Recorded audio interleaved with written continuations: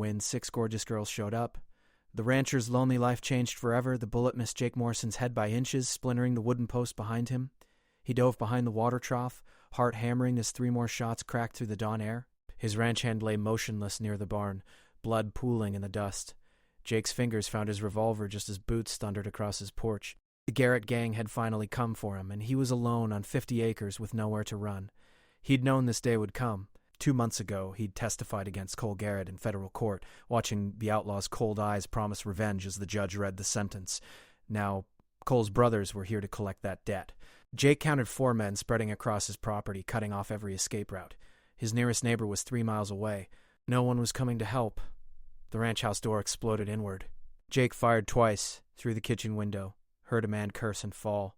That left 3. He crawled toward the barn where his rifle waited, but movement from the hayloft froze him. Someone was already up there. He was surrounded. Then he heard it. The rumble of an engine on his access road growing louder. A vehicle he didn't recognize. The Garretts heard it too. Their shooting stopped. Jake risked a glance over the trough and saw dust rising from the valley road. A large truck was barreling toward his ranch, moving fast. The truck slammed through his gate without slowing. It was an old military transport, painted desert tan, with reinforced panels and a canvas cover over the bed. It skidded to a stop between Jake and the gunmen, and the back flap flew open. 6 women jumped out, each one armed and moving with trained precision that made Jake's breath catch. They weren't ordinary ranch visitors. The first woman, a tall blonde with her hair tied back, carried a shotgun like she'd been born with it. She took position behind the truck's engine block and fired at the barn loft in one smooth motion. The second woman, darker skinned with sharp eyes, went low and rolled toward the house with a rifle. The others fanned out in a defensive perimeter that would have impressed any military officer. Jake had no idea who these women were, but they were saving his life. The Garrett brothers found themselves suddenly outgunned and outmaneuvered. The blonde called out in a voice that carried authority, "Drop your weapons and walk away." "You've got 10 seconds," Cole's brother Ned shouted back from behind the barn. "This ain't your fight, ladies. Best move along." The blonde pumped her shotgun. 5 seconds. Ned made his choice. He broke from cover, firing wild.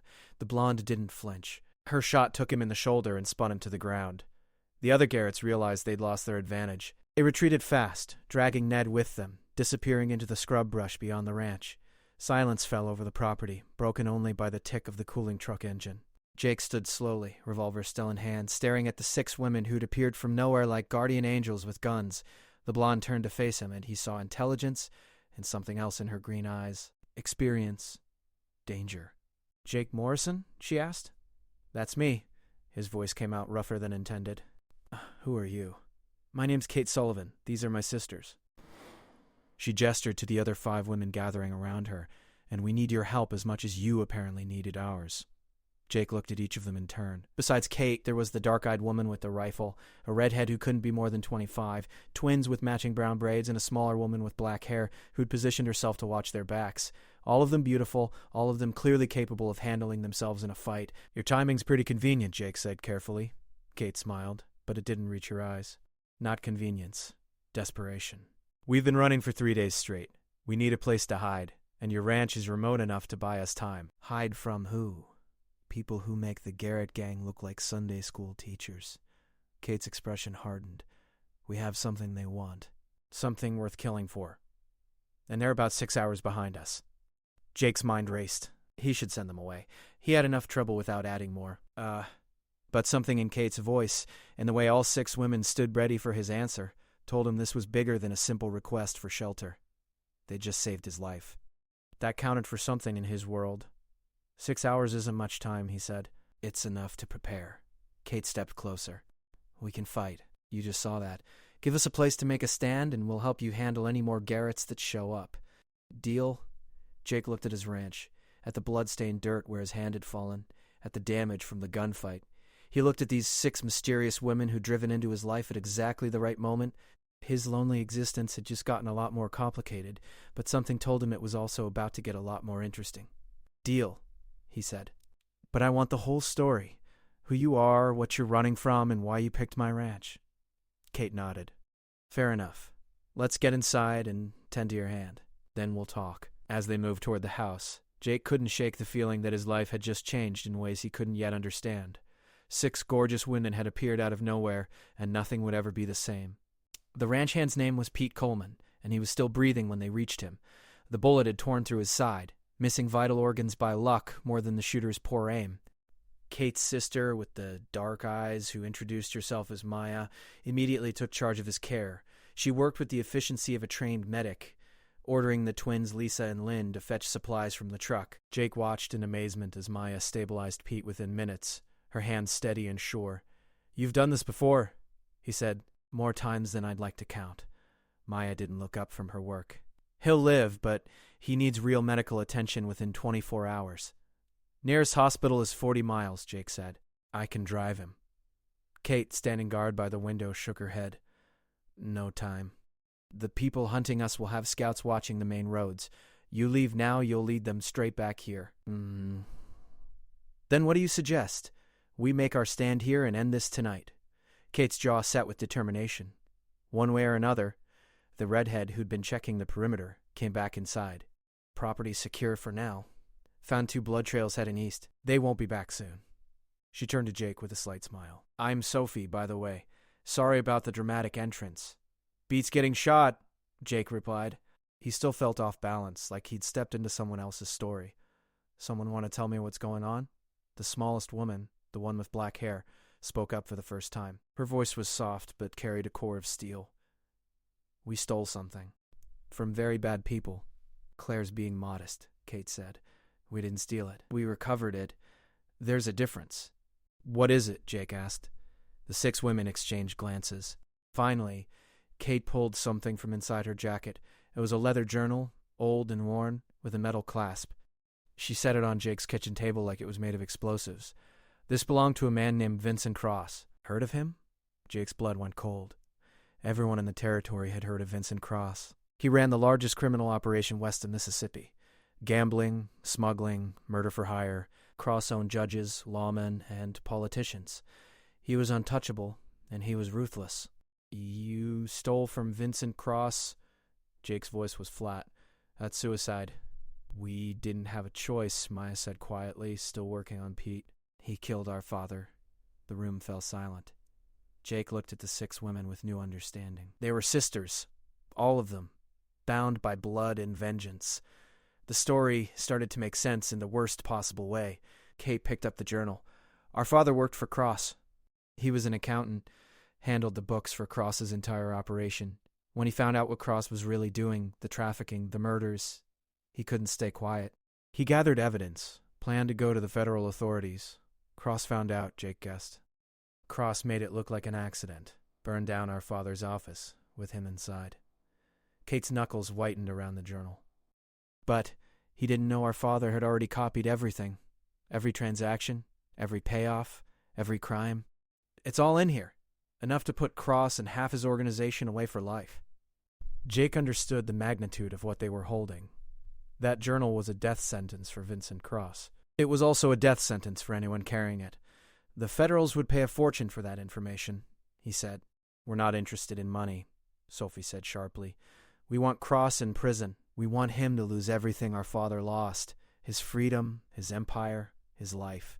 But first we have to survive long enough to deliver it," Lisa or Lynn added.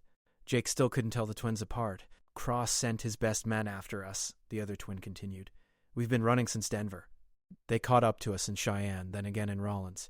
We keep slipping away, but they're getting closer."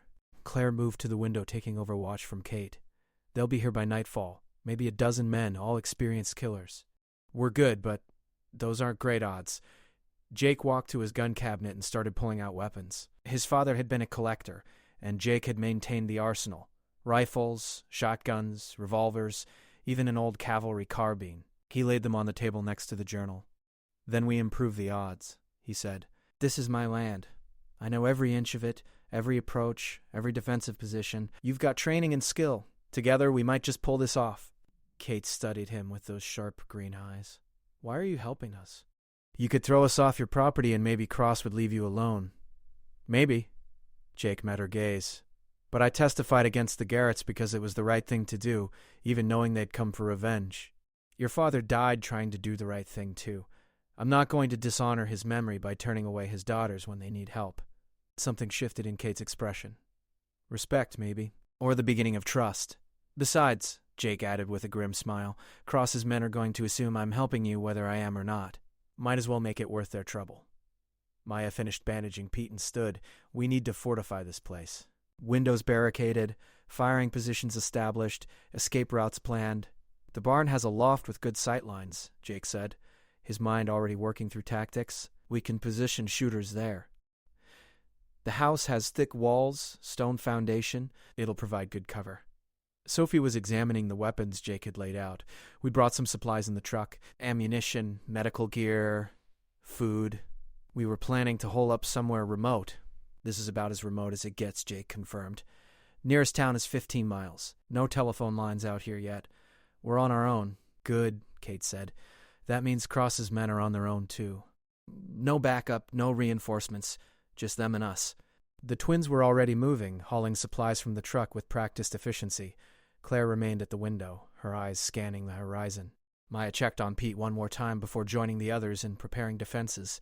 Jake watched these 6 women transform his quiet ranch into a fortress. They worked together with the kind of coordination that only came from shared experience and absolute trust. Sisters in blood and now in battle. And how long have you been planning this? He asked Kate as she helped him reinforce the front door. Planning what? The theft or the revenge? Both. Kate hammered a board into place before answering. We started planning the day after the funeral. Took us 8 months to find where our father had hidden his evidence. Another 2 months to figure out how to get to it. Cross kept the journal in a safe in his private office in Denver. We had to become people we never thought we'd be. Thieves. Fighters. Liars. Survivors, Jake said. She looked at him, and for the first time he saw the weight she carried. The responsibility of keeping her sisters alive, of honoring their father's sacrifice, of finishing what he'd started. We can't fail, she said quietly. If Cross gets this journal back, our father died for nothing, and we probably die for real. You won't fail. Jake didn't know where the certainty came from, but he felt it deep in his bones. We'll get you through this night, and tomorrow you'll deliver that journal to the Federals. Cross will pay for what he did. Kate smiled, and this time it was genuine. You're either very brave or very foolish, Jake Morrison. Most days I can't tell the difference. They worked through the afternoon, turning the ranch into a defensive position. Jake showed them the irrigation ditches that could provide covered movement, the root cellar that could serve as a last refuge, the hill behind the barn that offered a commanding view of the valley approach. Sophie proved to be an excellent marksman, testing distances and sight lines with professional precision. The twins worked as a perfect unit, anticipating each other's movements without speaking.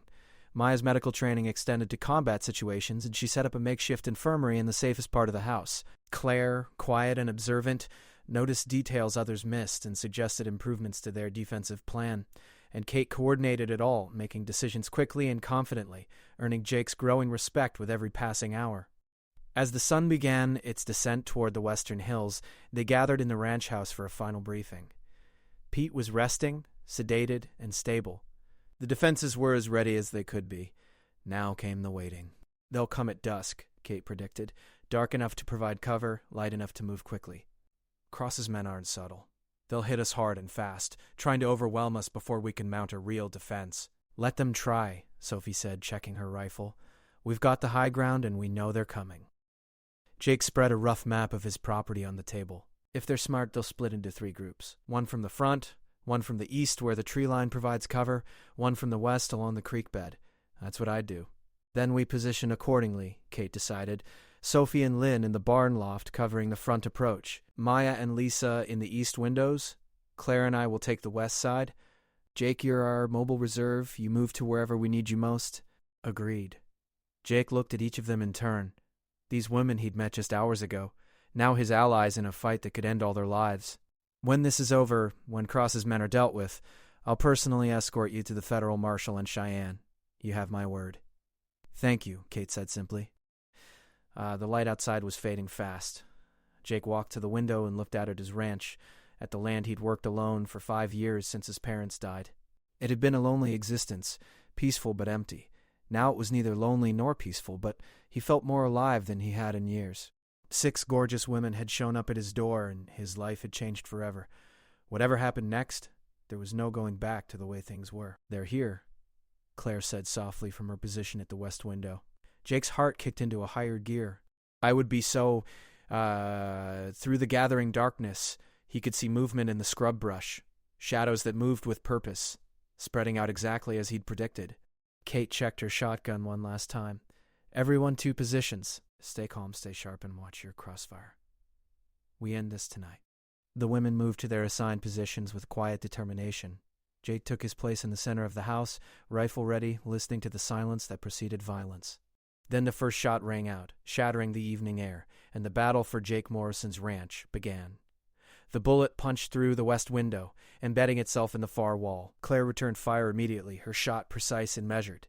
Jake heard a cry of pain from outside, then the night erupted with gunfire from multiple directions. Sophie's rifle barked from the barn loft, the sharp crack cutting through the chaos. "3 coming up the main road," she called out. "Make that 2. Maya and Lisa fired in controlled bursts from the east side, their positions giving them clear sight lines to the tree line. The twins worked in perfect synchronization, one shooting while the other reloaded, maintaining constant pressure on their attackers. Jake moved to support Kate and Claire on the west side. Through the window, he could see muzzle flashes along the creek bed. Cross's men were using the natural terrain just as he'd predicted, but they'd underestimated the defenders' preparation. "How many?" Kate asked, not taking her eyes from her target. "At least a dozen," Jake replied. "Maybe more." A concentrated volley slammed into the house's west wall. The stone held, but Jake knew they couldn't take that kind of punishment indefinitely. He spotted movement near the barn and fired twice. A man fell, but 3 more took his place, using the darkness as cover. "They're trying to flank us through the barn," he shouted. Sophie had already seen them. Her next shot dropped the lead man, and Lynn's follow-up scattered the others. But they were persistent, regrouping and trying again from a different angle. The attack intensified. Cross had sent professionals, men who knew their business and weren't easily discouraged. They used suppressing fire to pin down the defenders while others advanced. Jake saw the strategy unfolding and understood its danger. "They're going to rush the house," he called to Kate. "Probably the east side where the door's weakest." Kate made a quick decision. "Lisa, Maya, fall back to the hallway. Let them think they've found a weak point." The twins abandoned their positions, and immediately the gunfire from the east decreased. Cross's men took the bait. Jake heard boots running, voices coordinating an assault. They were coming hard and fast toward the east door. "Now," Kate said calmly. Lisa and Maya emerged from the hallway at angles that caught the attackers in a devastating crossfire. The assault collapsed in seconds, men falling back in confusion and pain. 2 didn't fall back at all. But the victory was brief. The remaining attackers had learned from the failed rush. They settled into positions and began a methodical siege, picking their shots, probing for weaknesses. This would be a longer fight than Jake had hoped. "We need to change the dynamic," Sophie called from the barn. "They're settling in for a standoff, and that favors them. Eventually, we'll run out of ammunition." Jake knew she was right. He scanned the darkening landscape, his mind racing through options. Then he remembered something his father had shown him years ago. "There's a way to flank them," he said. "Irrigation tunnel runs from the root cellar to the creek. Comes up about 50 yards behind their position. If we can get someone through it." Kate's eyes lit up with understanding. "We hit them from behind while they're focused on the house." "It's tight and dark," Jake warned. "And if they discover you in the tunnel, you're trapped." "I'll go," Claire volunteered immediately. "I'm smallest. Best chance of making it through quietly." "Not alone," Maya said. "I'm going with you." Kate looked like she wanted to argue, but she understood the necessity. "Take pistols only. Move fast and quiet. When you emerge, wait for our signal before engaging. We need perfect coordination." Claire and Maya moved quickly to prepare. Jake led them to the root cellar entrance, pulling aside the hidden door that led to the tunnel. It was barely 3 feet high, rough-hewn through dirt and rock. "Follow it straight for about 200 feet, he instructed. "You'll feel the incline when you get close to the creek exit. The door there is covered with brush. Should give you concealment when you emerge." Maya squeezed his shoulder. "If we don't make it back, make sure my sisters get that journal to the Federals."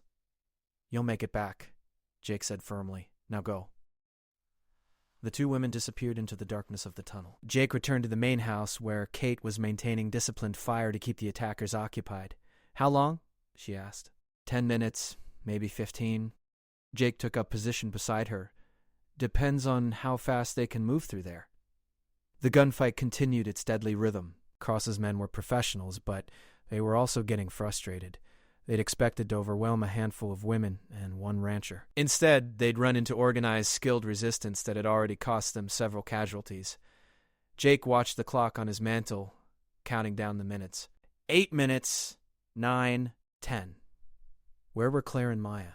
Then he saw it, a subtle shift in the attackers' positions along the creek bed. Someone had noticed something wrong. A man was pointing toward the creek exit, raising his rifle. "They've spotted them," Jake said urgently. "We need to draw attention now." Kate didn't hesitate. "Everyone, concentrated fire on the creek position, now." The defenders unleashed a withering volley that forced Cross's men to take cover. In that moment of confusion, Jake saw 2 figures emerge from the brush behind the attackers' line. Claire and Maya had made it through. The sisters opened fire from behind, catching the attackers in the worst possible position. Trapped between 2 forces, their tactical advantage evaporated. Men scrambled for new cover, their coordination breaking down into desperate survival instincts. "Press them," Kate ordered. "Don't let them regroup." Sophie and Lynn advanced from the barn, their positions now offering clear shots at the fleeing attackers. Lisa joined her twin, and together they created an inescapable zone of fire. The remaining attackers broke completely, abandoning their weapons and running for their lives into the darkness. Within minutes, the gunfire ceased. An eerie silence fell over the ranch, broken only by the moans of wounded men and the nervous stamping of horses in the barn. Jake emerged cautiously from the house, rifle ready. Bodies lay scattered across his property, some moving, some still. Cross's assault had failed completely, broken by 6 women and 1 rancher who had refused to be intimidated. Claire and Maya emerged from the creek bed, both unharmed. Kate rushed to embrace them, relief evident on her face. The other sisters gathered around, their expressions showing the strain of the battle, but also the fierce pride of having survived. "Is it over?" Lisa asked. "For tonight," Kate replied. "But Cross will send more men when these don't report back." Jake surveyed the aftermath. They'd won this fight, but the war was far from finished. Then we leave at first light. Get that journal to the marshal before Cross can organize another attack. "Agreed," Kate said. She looked at Jake with gratitude and something deeper. "You saved our lives tonight. Our father would have liked you." "He raised 6 incredible daughters," Jake replied. "I'm just glad I could help them finish his work." They spent the next hour securing prisoners and tending wounded. Pete was still stable, and Maya declared he'd survived the trip to town. The captured attackers would face federal charges, their testimony potentially adding to the case against Vincent Cross. As dawn approached, Jake found himself standing on his porch beside Kate, watching the sky lighten over the eastern hills. The ranch was damaged, but standing. Blood stained the earth, but they had survived. What will you do after you deliver the journal?" he asked. Kate was quiet for a moment. "I don't know. We've spent so long focused on this mission that we haven't thought about what comes after. Maybe start over somewhere. Build new lives." "You could stay here," Jake heard himself say. The words surprised him, but once spoken, they felt right. "The ranch is big enough. Could use the help. And you'd be welcome." Kate turned to look at him, searching his face. "All 6 of us?" "All 6 of you." She smiled, and in that smile Jake saw possibility. Not just for romance, though he felt the spark of that too, but for family, for purpose, for a future that was richer than the lonely existence he'd been living. "Let's see what tomorrow brings," Kate said. "First we finish this. Then we'll talk about what comes next." Jake nodded, content with that answer. The sun was rising on a new day, and whatever it brought, he wouldn't face it alone. 6 gorgeous women had shown up at his ranch, and his life had changed forever. He was ready to see where that change would lead. The journey to Cheyenne took 2 days of hard riding, every mile shadowed by the fear that Cross's men would catch up to them. Jake drove the wagon with Pete lying in the back, still weak but recovering. The 6 sisters rode alongside, their vigilance never wavering, their unity a shield against the dangers that haunted their trail. They'd buried the dead from the battle and left the wounded in the care of Jake's neighbor with instructions to contact the federal authorities. The evidence was clear enough. Cross's men had attacked first, and the defenders had every right to protect themselves. But Jake knew that legal justification wouldn't matter much if Cross caught them before they reached safety. On the first night, they camped in a box canyon that offered natural protection and clear sightlines. They'd organized watches while the others rested, the same military precision that had won them the battle now ensuring their survival on the road. Jake found himself sitting across the campfire from Sophie, who was cleaning her rifle with practiced efficiency. The younger woman had proven herself in combat, but now in the firelight she looked vulnerable and tired. "You ever kill anyone before last night?" Jake asked quietly. Sophie's hands paused in their work. No. You? Once. During a claim dispute 5 years ago. Man came at me with a knife. Jake poked a fire with a stick. Doesn't get easier knowing it was necessary. My father taught us to shoot when we were young, Sophie said. Targets, hunting game. He said a woman needed to be able to protect herself. I don't think he imagined we'd end up in a war with Vincent Cross. He'd be proud of you anyway, all of you. Sophie smiled sadly. I hope so. Sometimes I wonder if we're doing the right thing. If revenge is worth all this blood. It's not revenge, Jake said firmly. It's justice. Your father died trying to expose evil. You're finishing what he started. That's not revenge. That's honor. Claire approached the fire, her watch rotation complete. Kate wants to see you, she told Jake. She's on the eastern ridge. Jake found Kate standing watch where the canyon wall provided a view of their back trail. The moon was nearly full, casting silver light across the desert landscape. She turned as he approached, and he saw worry etched in her features. What's wrong? He asked. Dust on the horizon. About 3 miles back. Kate handed him a small telescope. Could be nothing. Could be Cross's men. Jake looked through the glass and saw what had caught her attention. A faint haze in the moonlight, the kind raised by horses moving fast. Someone was following them, and they were gaining ground. How many? He asked. Can't tell from this distance. At least 6, maybe more. Kate took the telescope back. We can't outrun them with the wagon. Pete needs rest, and the horses are already tired from today's ride. Jake considered their options.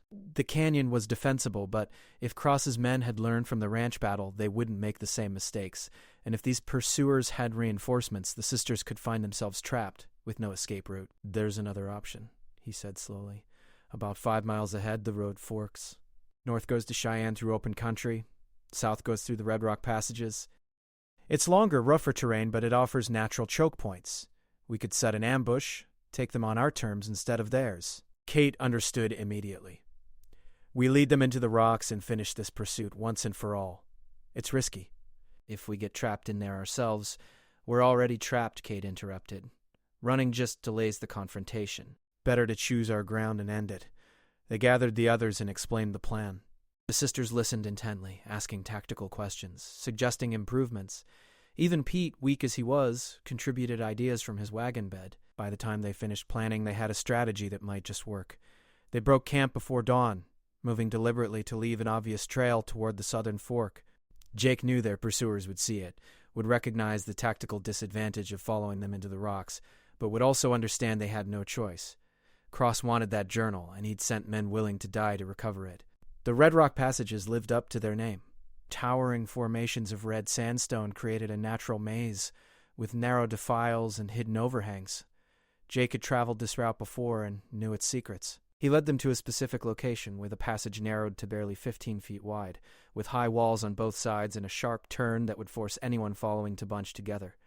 Perfect kill box, Maya observed grimly. They'll be trapped with nowhere to go. The sisters took positions on the high ground, finding natural shooting platforms among the rocks. Jake positioned the wagon at the far end of the passage where Pete could provide covering fire if needed.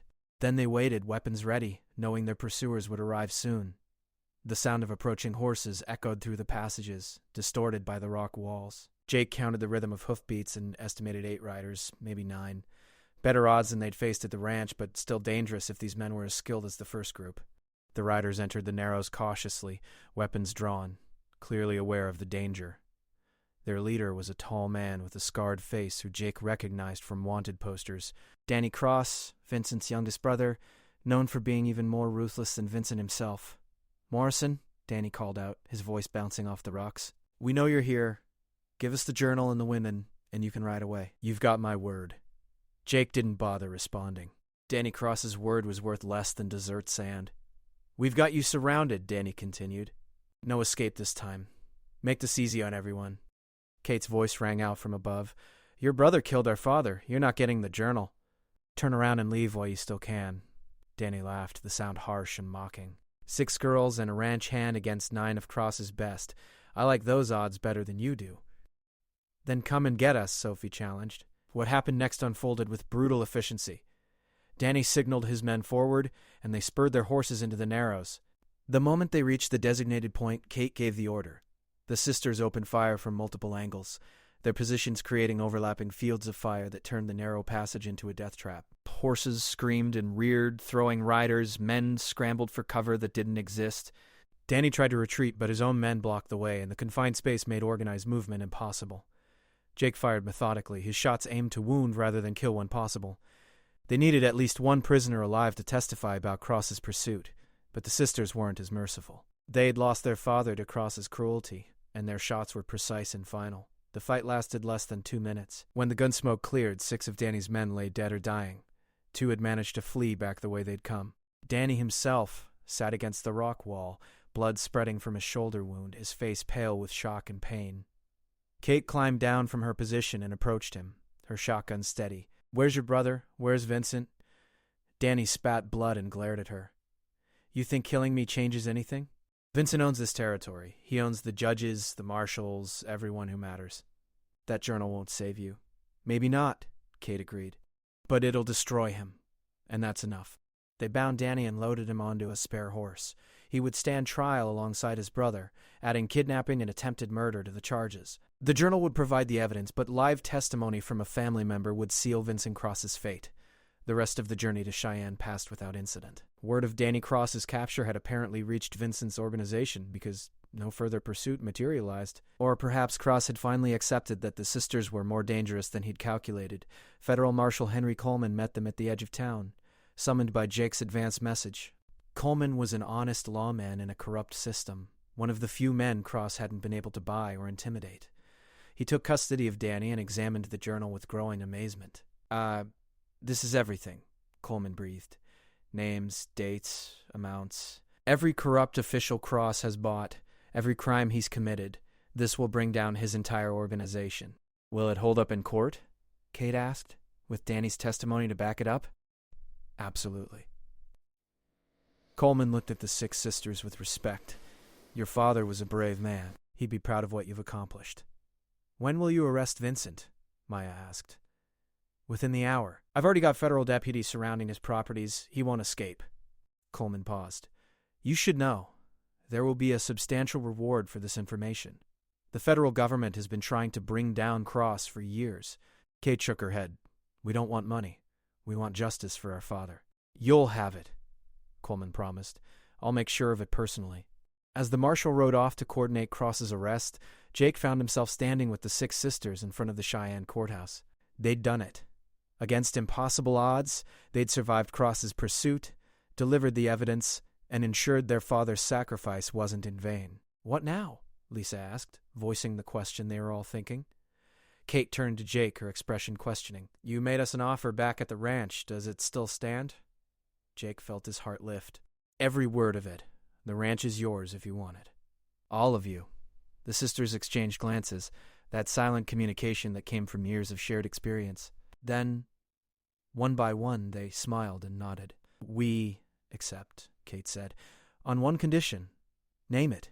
You teach us to be ranchers as good as we are fighters." Jake laughed, the sound releasing weeks of tension. "Deal. Though I suspect you'll be teaching me as much as I teach you." They spent 3 days in Cheyenne testifying before the federal magistrate and watching as Vincent Cross and his top lieutenants were arrested and charged with dozens of crimes. The journal's evidence was irrefutable, Cross's empire crumbling before their eyes. Pete recovered enough to ride, and the group began the journey back to Jake's ranch. But it wasn't just Jake's ranch anymore. It was their ranch. A home for 6 sisters and the cowboy who'd chosen to stand with them. On the last night before reaching home, they camped under the stars.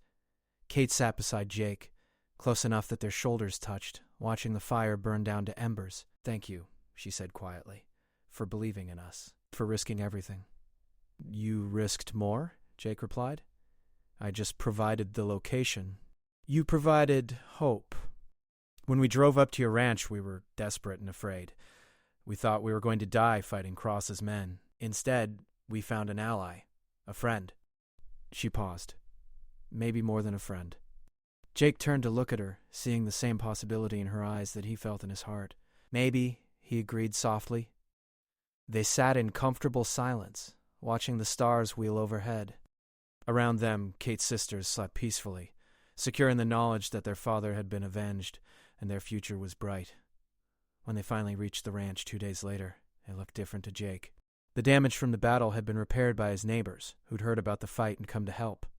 The land stretched out under the morning sun, beautiful and full of potential.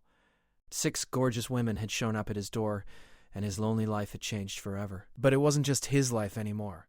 It was theirs together, a family forged in fire and blood, bound by honor and growing affection. As they rode through the gate, Kate reached over and took his hand. Her sister smiled knowingly, and Jake understood that his future had just become infinitely richer than his past.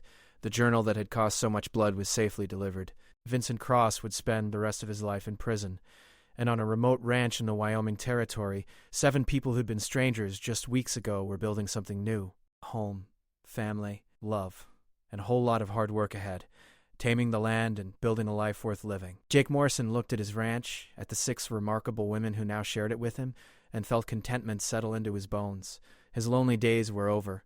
Whatever challenges tomorrow brought, he wouldn't face them alone. The sun climbed higher, warming the land, and the future stretched out before them like an open road. Together, they would travel it. Together, they would thrive. And somewhere in a federal prison, Vincent Cross would rot, knowing that 6 women and 1 cowboy had destroyed everything he'd built.